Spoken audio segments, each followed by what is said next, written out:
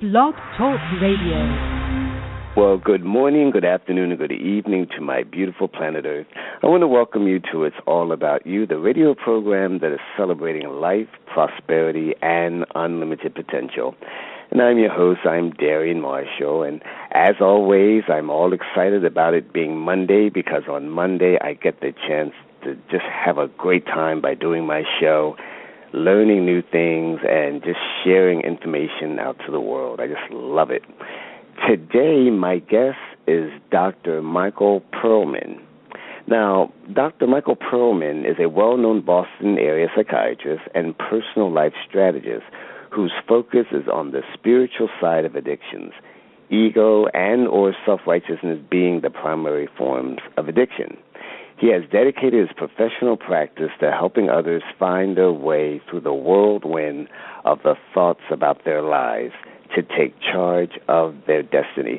Now, if you want to find out more about what Dr. Perlman does and all the exciting things that he's doing concerning the law of attraction, please go to www.lawofattractionjournaling.com. Now, you can minimize the show and keep listening to us. Don't turn us off. Just minimize us. And you can go over there to the website while you're listening to the show and see all the excitement that's going on over there. Okay, so welcome to the show, Dr. Perlman. How are you?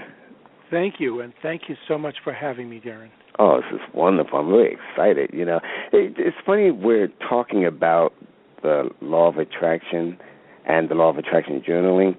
I had the opportunity the other day to listen to some celebrities on YouTube. There was Matt Damon, Denzel Washington, and, of course, Jim Carrey, and they were all talking about how they use law of attraction in their lives to win awards or to get the acting role that they wanted. And, yeah, and I was so surprised because I know Jim Carrey was involved with this, but I never knew Denzel and Matt Damon were involved.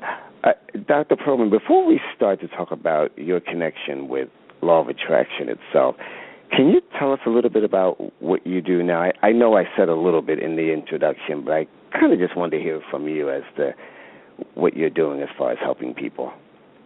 Well, I'm a psychiatrist in pretty much private practice. I work in several clinics in the Boston area with addictions, prescribing some of the addiction medications that alleviate addiction, and most especially help them get what we call a sobriety-based recovery program. That's simply a nice way of saying meaningful involvement in either a 12-step program or some other spiritual program so that they step outside the box of their addictive patterns, their patterns of behaving and thinking into another level of being present in life. So that's the clinic work. My private practice is really very much working with people using the journal to expand their clarity of how they'd like things to be, and apart from self-realization, to develop actual self-actualization. That is so that they get to know what they love and desire and begin to express that moment to moment in various aspects of their lives. Fantastic. Now, I know the term law of attraction, everybody has heard it by now, at least most people, especially because of the secret. But for those of us who still really don't, my father, he doesn't know anything about law of attraction. I just mentioned it to him earlier. Exactly what is law of attraction? Speaking of your father, my mother could never understand what I did for a living. She said, "Tell me, Michael, you talk to people and that helps?" The law of attraction is a wonderful, let's say, readily available contemporary term that helps organize our thinking. The essence of law of attraction is simply that you are what you think about, and your life experience is what you have attracted, whether wanted or unwanted.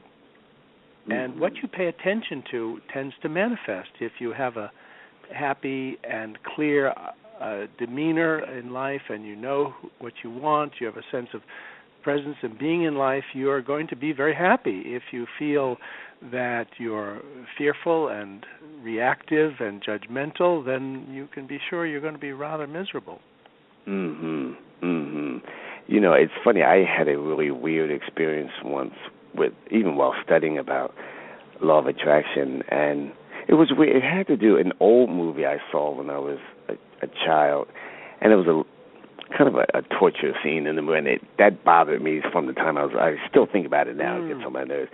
And that movie was on one night, and I said I'm going to be brave and just sit through this scene because I don't know what I was thinking. I did it, and literally I changed the channel 4 different times. No, 3. I'm exaggerating. And do you know I saw a similar scene on each one of those channels? Yes. I mean, yes. Yeah, and it was a hero movie, you know? Yeah. You know, it's the expression, be careful what you wish for. Yeah.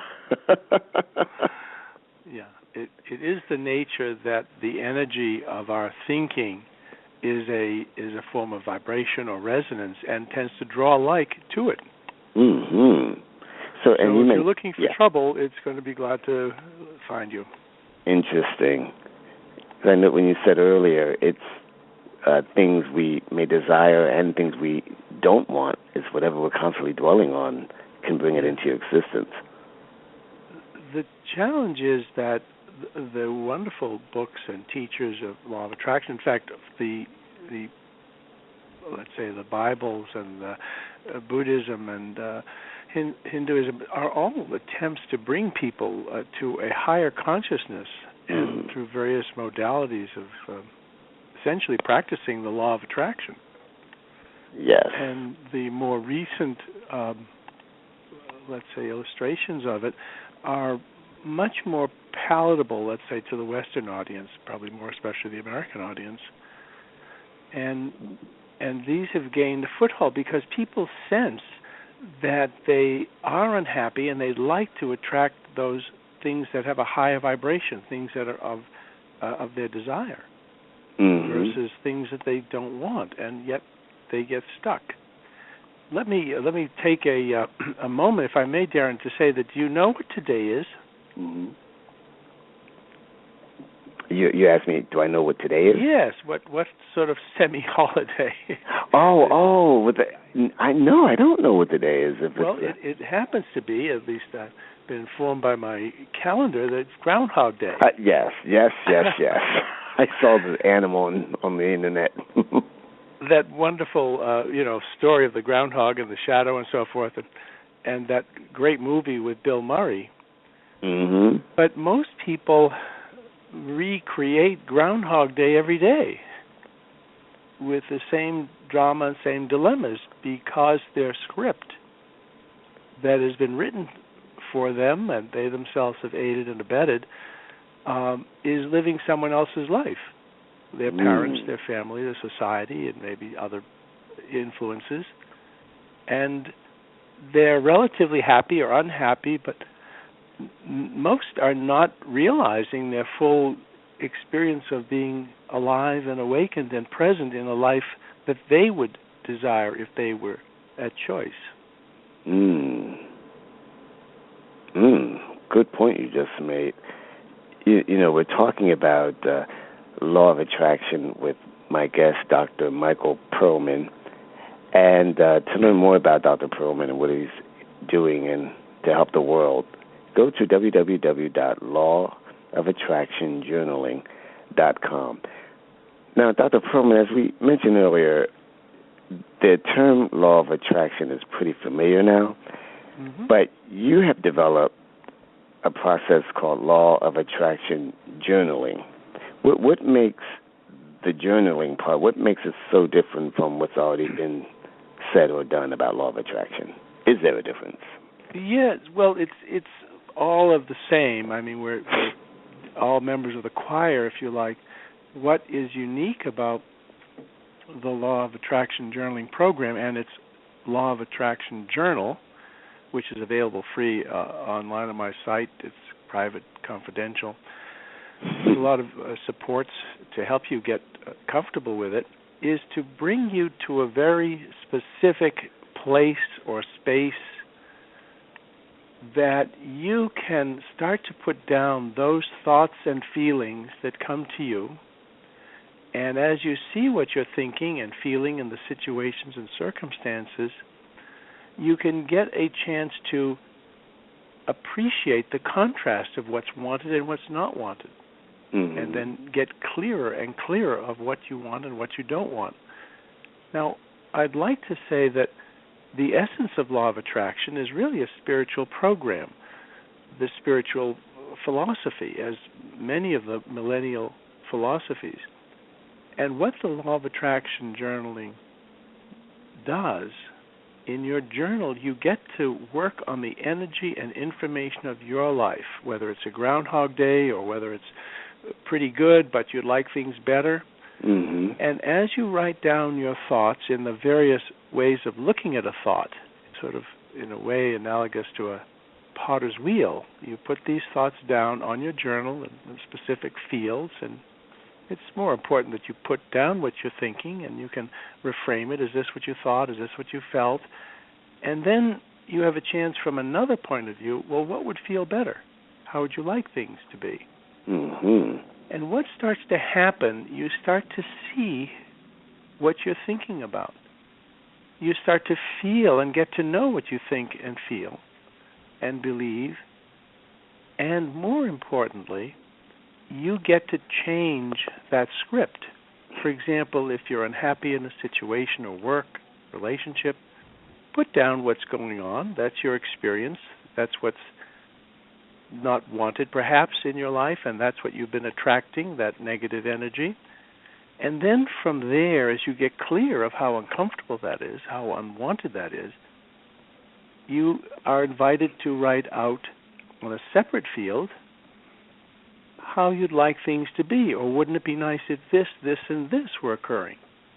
Now, we have a fundamental teaching, and that is that we are not human beings having spiritual experiences.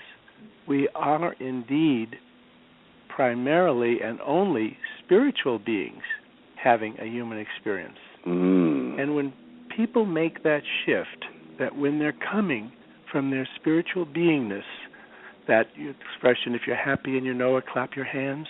Yes. And many of us, even those with the most miserable stories, have had moments of epiphany, of delight and joy. And then, of course, the Groundhog Day, the old patterns come in and pull you out, and you feel stuck again. So we want people to realize, and not by intellectual means, but to truly see it, feel it, get it, know it, that these are two differing aspects of themselves. And the more clear we are of our spiritual beingness, and the more clear we are of who we are, what we're here to have, to be, to enjoy, the more the body, the human beingness, tends to be a very good servant, a guidance for us, let's say, as opposed to being the cruel servant, the cruel master, rather, with the tail wags the dog. That's what we call awakening, simply taking charge of your life and destiny, simply living more and more in the things you love. We call it simply your heart's desires and your ego's desires. They're two different structures. Why is it that, I get this from a lot of people, when someone desires something and they say they know they can have it and they say they believe it, years go by and they still haven't received it yet. Well, Darren, that's the most common complaint. Well, I want this, I want this, I want this. Right. What they haven't paid attention to are those perhaps hidden, subconscious, perhaps even unconscious resistances to being a certain way to attract it, what they want, to even their resistance to having what they want, because it threatens some other aspect of their lives. Many people speak of wanting abundance or loving, soul-filled connections with a soulmate, and that's lovely. That's their essence. That should be our natural inheritance, to enjoy the table before us, the abundance, as well as enjoy the love and to dance in this physical world. However, unless people can start by perhaps faking it until they make it, and start to being generous, being loving, seeing the gratitude of the plenty of all that's in their lives, and expand on that feeling of abundance, expand on the feeling of love, which is available, but it's not the usual demeanor. We get whipsawed by, yes, I love this, but I hate that. I won't get back and forth, back and forth. That's call it the whirlwind of our minds. I see. So the clearer we are in separating the essence of our human beingness and getting that, what that is our judgments, our attitudes, our opinions, and they're all valid and accurate, but they're not our truth. They're simple guidance. I Our see. essence, our truth is we're meant to be happy, to feel abundance, to know and live abundance, to be generous, and to be of service in a unique way each of us is meant to be of service. Yes. That really hit home for me, because I remember before talking about how I just wanted a car. It would be so easy to get around, but a friend of mine, he pointed out to me that what it seemed like I really, really wanted was just reliable transportation. Yeah. Deep down, I really didn't want the there you are. responsibility of car payments and insurance. And it's funny because here in Center City, Philadelphia, I'm not sure in the other cities, they have something called Zipcar, and you can like rent cars like by the hour. You just go online and put in your information, and they tell you where the car is located closest to you, and you use your car. You use your credit card, of course. Once you get finished using it, you park it to where it was, and you don't have to worry about anything as far as insurance, gas, anything. And then that's when I realized, wait a minute, I do have reliable transportation without the headache. Yeah, and once you've got over that, there's a table prepared before me. It's all there, reliable transportation, and then I'd like to have this or that. So other elements of the resisted or doubt or part of our, let's say, our experience that is still holding us is our teaching. It's not that it's bad. It's things we must earn or endure and learn. Yes. So you started to see that for me, I'd like to move comfortably from place to place. Yes. Now, in the fullness of that, if some moment you start to look in a showroom window and say, gee, wouldn't it be nice to have someone have that Mercedes there or whatever, and then it might have the Mercedes. Do you know what? I'd love to have someone driving me around. Yeah, right. So you start to expand on that. It's really not the things itself. It's not those things. Yes. But it's the attitude, the sense of openness, possibility, abundance it's meant to be, and then you can get higher and higher. Maybe you could have one for yourself and one for your wife drive you around. Very good. Well, there's no end to it, but you start to see it has to do with your connection to the sheer possibility of being happy, having life as you like it, what you prefer, and then step by step handling those things. It might be, gee, wouldn't it be nice if I had enough to get transport, and maybe that's where a young person or someone might get a used car and then you build from there. And that's lovely. How important is language when it comes to law of attraction? Are there special magic words, or is it? No, not at all. In fact, the language is simply our words have all the energy and information in it. For example, I've mentioned that if I were to say the word mother to you, it might be entirely different than the resonance and meaning of the word mother to me, which is as it should be. So for you, you're here to explore the meaning of the words that come to you moment to moment about this situation or that situation. So the solution of the words for you might emerge as a zip car, you see? Yes.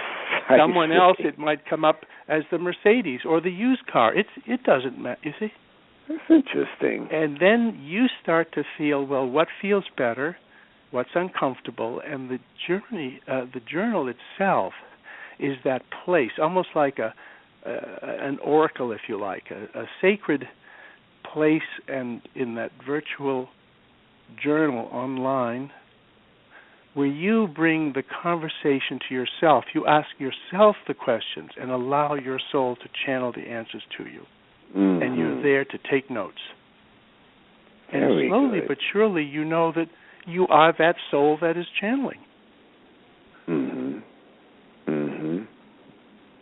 But first you got to, get the journal, open it up, be willing to reveal the thoughts, and really see if you can get clear of those thoughts and be clear, yes, this is what I feel, so you really know that's exactly it, and that is your quote-unquote truth, the valid and accurate expression of what is not quite right yet in this life for you. Now, well, how would I like things to be? And that's when, let's say, the heavens open. The universe is ready to take your orders. Yeah. He spoke of this is what I feel. Does feeling play a big part in that too? Pardon? Feelings. Do they play a big part? It's all feeling. It's all heartfelt, gutfelt. It's even your head, heart, and gut. I mean, they all move around us. So as you put down those thoughts and words, it starts to come to order. Because what the journal is really a meditative, spiritual inquiry journal. So in that quiet, you start to put down and get clear what you think about. And the reason is that's your point of attraction. Again, that's what presents the experience you have in this life, whether wanted or unwanted. And the clearer you are about the meaning of your words, those words that are not wanted, or pointing to those non-wanted experiences, or those words that define the wanted and desired, and they separate them, you separate them, get clearer and clearer, you start to have a sense of order, a sense of priorities, a sense of knowing, more importantly, of what's wanted and what's not wanted moment to moment. And as you work in the journal, the various areas of your life become more and more, let's say, crystalline. Your life becomes the subject of the creative process. From that place, that, let's say, your own private personal oracle that allows you to discern the meaning of your words, organize those thoughts and feelings and the meanings, and reframe them to your heart's desires. When I think of people like Donald Trump and Sean Combs, it's funny when you hear them talking about, like, maybe with Sean Combs, maybe new music is going to put together, or Donald Trump with a new building or project, and they talk about it. You can see it all in their face. The words say, it's going to be the greatest, most awesome thing you ever see. It almost sounds arrogant, but they are so certain that this They're is going to... living in their dream. Yes, they have the sense of any successful entrepreneur is focused on his or her heart's desire, his or her vision and purpose.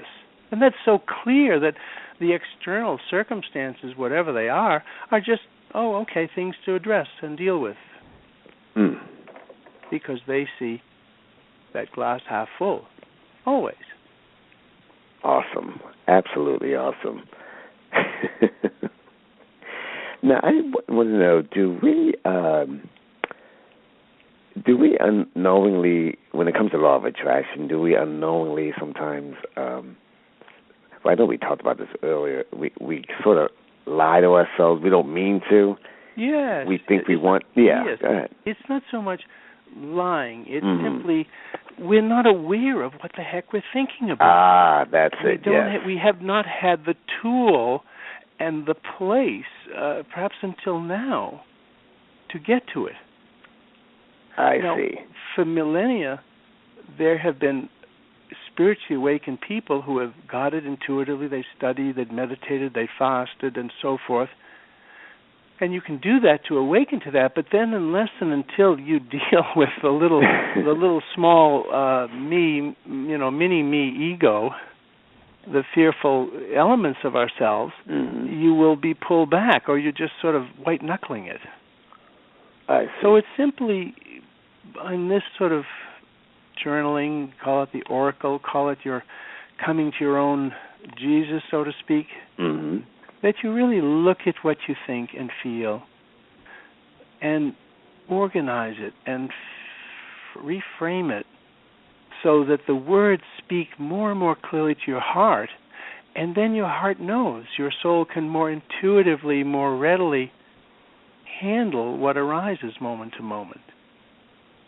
Because you've done that inner rehearsing, that inner practicing.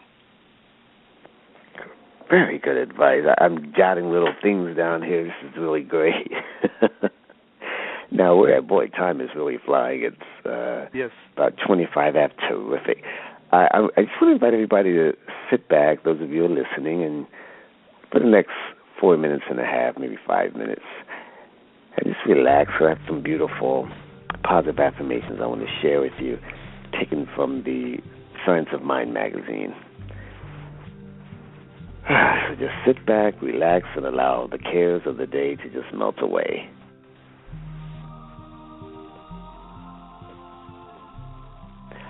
I trust in the divine source of all.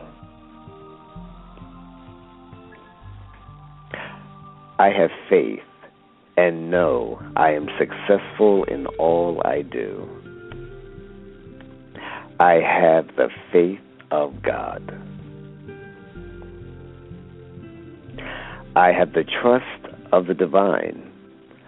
I know that I am guided to experience only the highest and best for me and all concerned.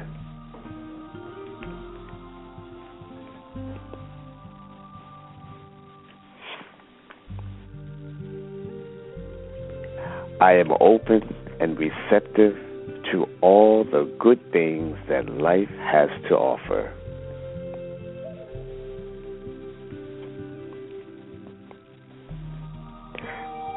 I live a remarkable life.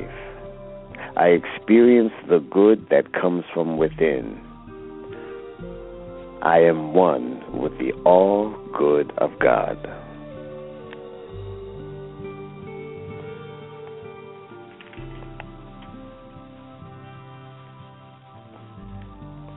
I am open, receptive, and available to receive the highest and the best.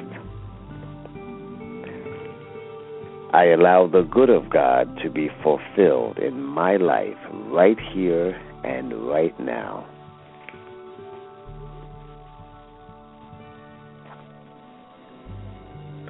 My life is fulfilled right now.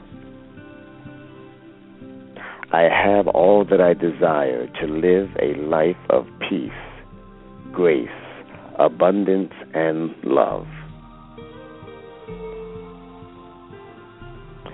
It is so great to be alive.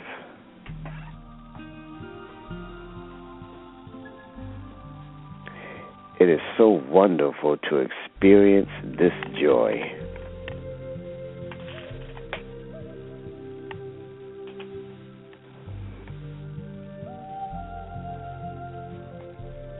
I am the light of God. My life is fulfilled and I am perfect. Not only am I perfect, I am whole. I am complete. I am magnificent.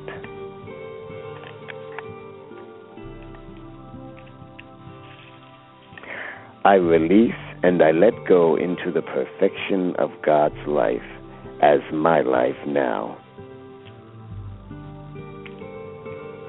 I know that all is well, and I let it be.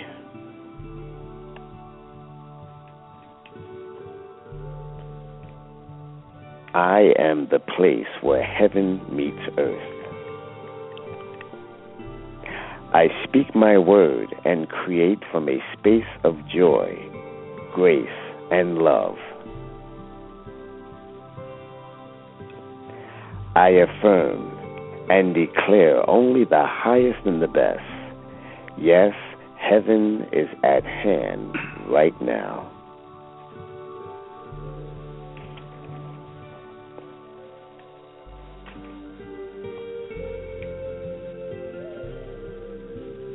I am so happy and so grateful, for I have learned to forgive myself and others. I am here to give my light, my love, and my gifts.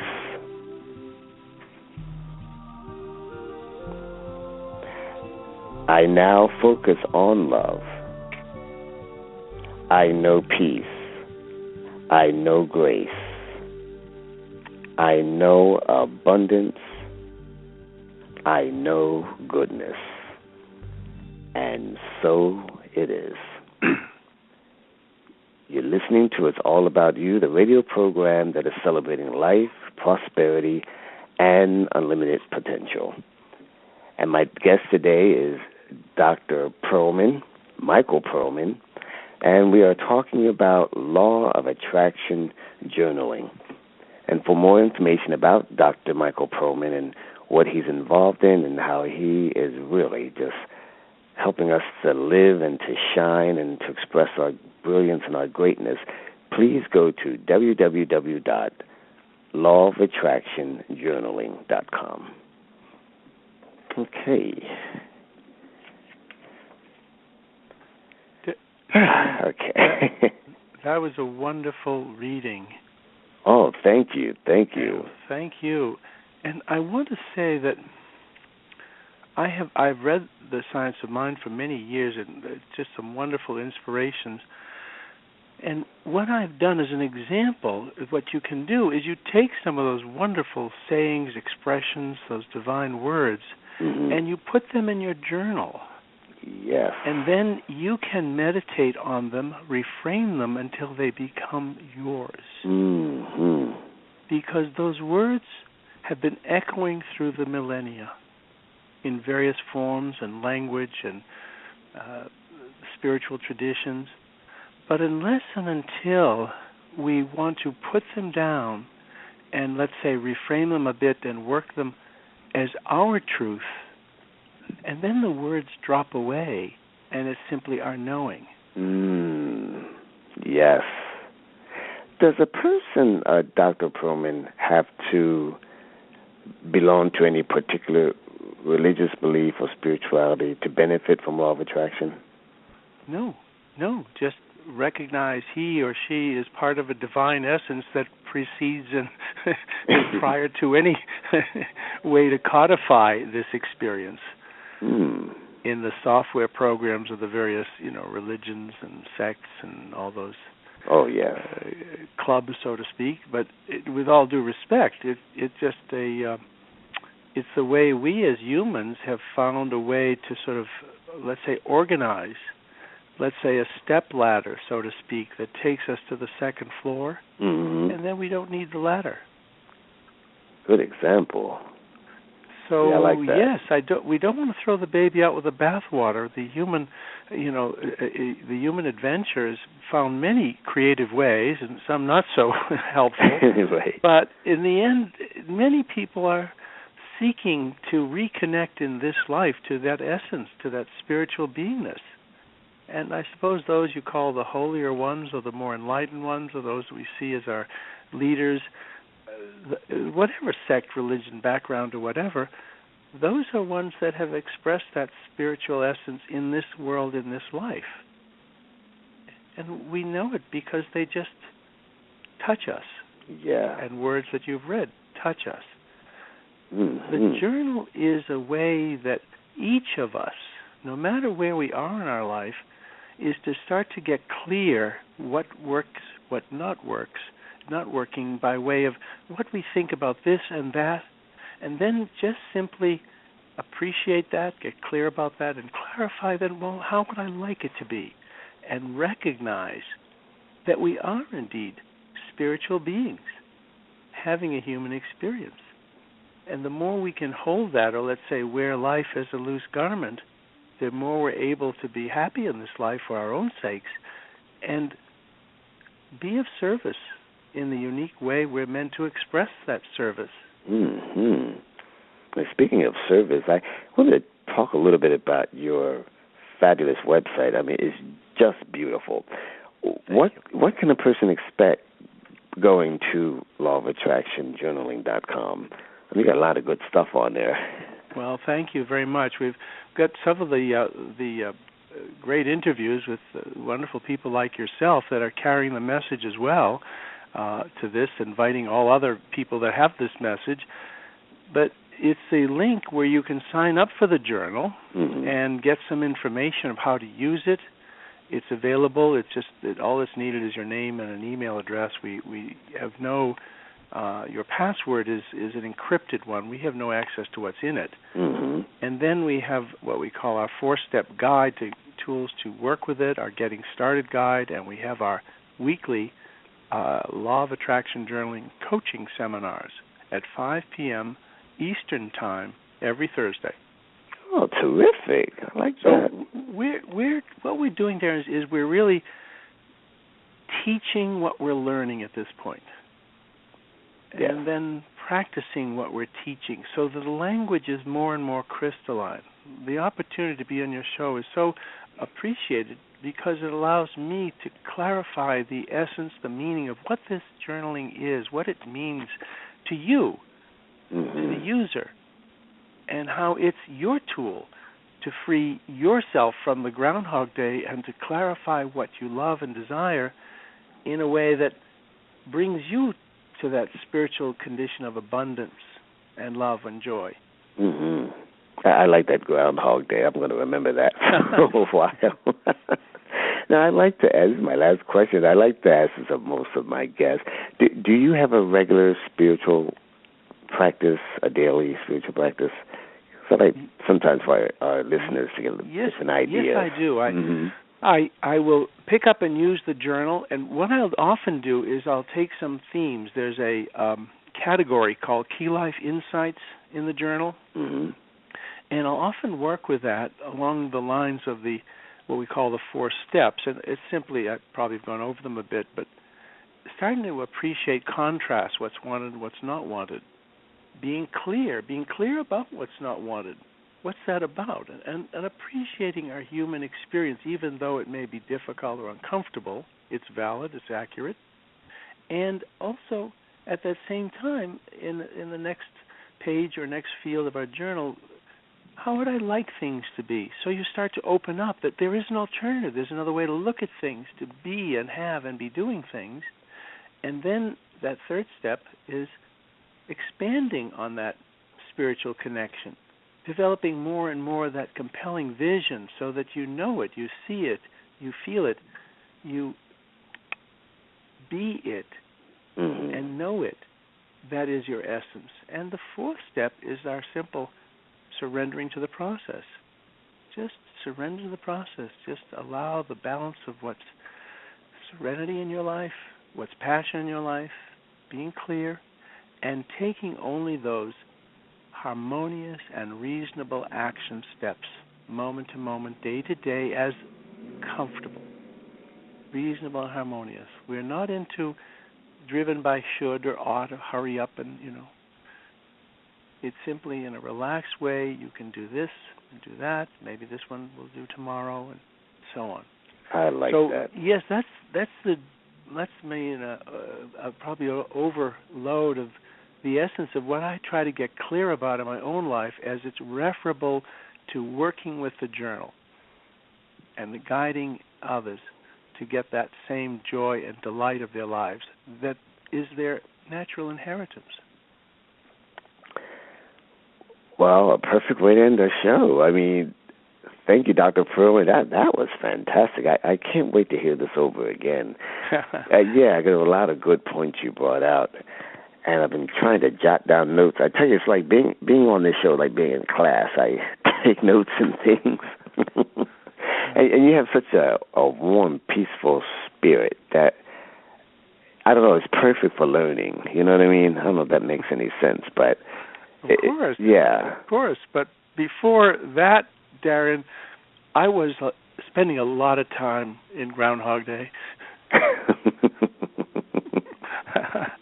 Well, how did you go from Groundhog Day to where you are now? This is great. Well, I think the recognition early on as a kid, I don't know how much time we have. I mean, it's a long story, but realizing that there was love. I loved my mom and dad and even my brother, but why did I feel so crazed about them and irritated and angry? And so I was always whipsawed by those two competing emotions.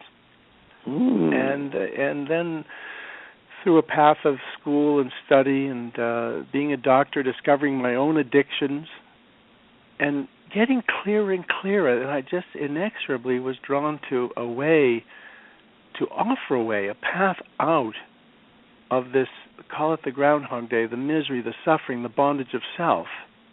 And as I got clearer, it really wasn't any idea of a profession or helping others necessarily, although I was glad to. It was to free myself and solve the dilemma for myself.